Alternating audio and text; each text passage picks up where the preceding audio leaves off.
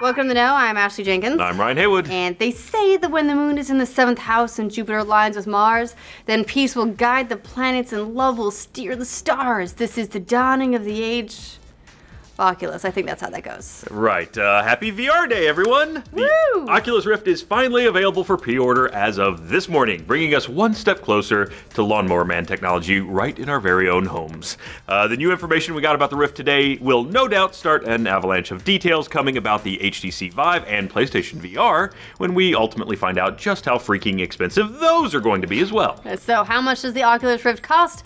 A whopping $599. Yes, that's a 5 followed by 2 9s, which it's basically just $600, and it's also a surprise. I'm sure we've had warnings that Oculus founder Palmer Luckey's been dishing out for the last year, noting that the Rift would probably cost north of $350, but this is almost as far north as you can get from $350 without looping back around the globe. Then again, just as recently as last month, Luckey was encouraging people not to get their hopes up on Twitter that it might not be priced for mere mortals just yet, stating that VR will be something everyone wants before it becomes something everyone can afford. So yeah, he was bracing us early for a letdown. It didn't work, but he tried. Sort of.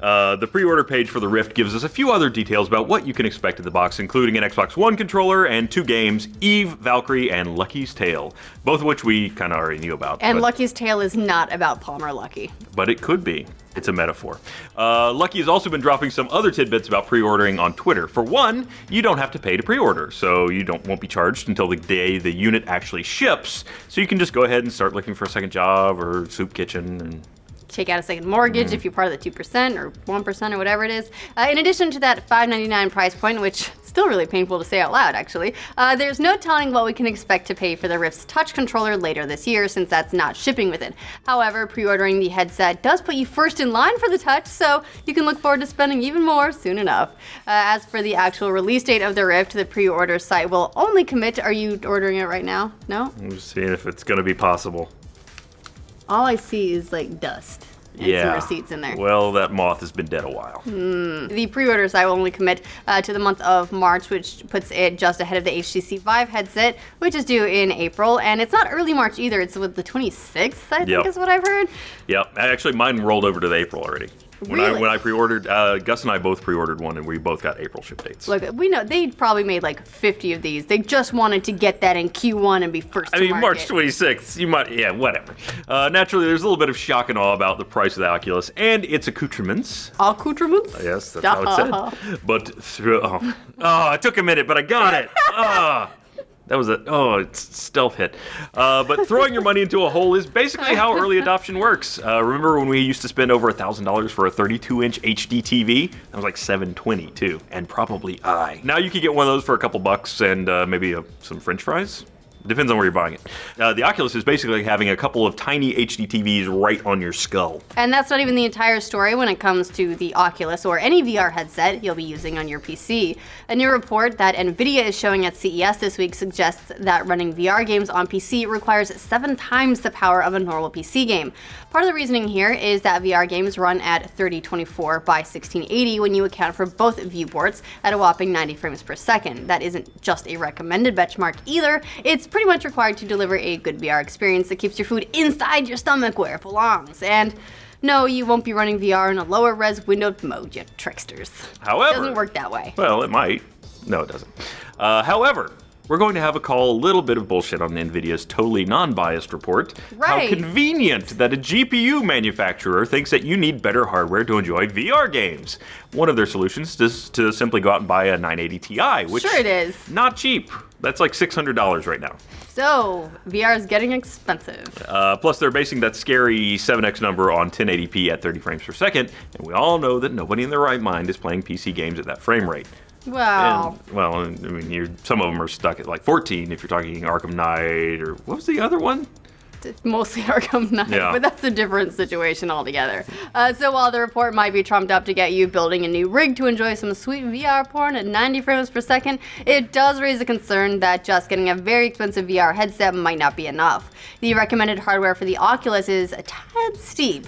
The GTX 970 or AMD 290 or better, 8 gigabytes of RAM or more, and an Intel i5 4590 or better. We get it, hardcore PC gamers. You're custom cooling your octa-core overclocked CPU with imported ice from Antarctica. No doubt, but that's probably not what we'll be seeing in the majority of PC gaming machines. Tell me more about hardware. Tell me more about Antarctica. Oh, you could super clock the fuck out of something. What will that mean for VR platforms? Will we be playing underperforming games on the PlayStation 4 if VR is this taxing? We know that the PlayStation VR system is going to ship with an external processing unit, but that exists mainly to help the display to a social screen so your family can see what you're doing and judge you for it. Which is what families do, really. And if you're holding out hope that the Vive will hog a bit less of your system's resources, think again. We don't know the recommended specs for Valve and HTC's foray into VR, but the recommended specs for Elite Dangerous on the Vive are even steeper than the Rift's. As for whether or not the Vive will be any cheaper, HTC revealed at CES this week that they've added a new front-facing camera to the system, so the answer to that is probably no. Yeah, the new front-facing camera is integrated into the functionality of the Vive in some kind of interesting ways. It helps you map your space for one, so you can like look around and you won't run into things. So it'll kind of project things into your virtual world. So the chaperone system has been enhanced. Which is really handy. It basically makes it augmented reality, kind of what Microsoft's trying to do. Sorta, yeah. With a camera instead. This is the big technology breakthrough that Valve and HTC have been teasing the last couple of weeks, which delayed the Vive from December to April. So, pretty cool, but probably not cheap. Are they heavy? Yeah. Then they're expensive. Put them back. All of this actually puts Sony in a really good place. If they can get their headset down to the cost of a new console, as they've indicated they'd like to do, no big deal, just a whole nother console cost, then they're set to essentially control the VR market for quite some time. When you add up the cost of upgrading or building a new PC, plus $600 for the Rift or more for Vive, it actually makes much more sense to spring for a PS4 and a headset. And given the huge install base of the PS4 currently, the hurdle wouldn't even be that much for those who already have a PS4. All this talk of an expensive barrier of entry doesn't seem to faze SuperData, whose updated virtual reality market brief claims that VR is going to bring in $5 billion in revenue this year alone, with a total install base of 55 million around the globe.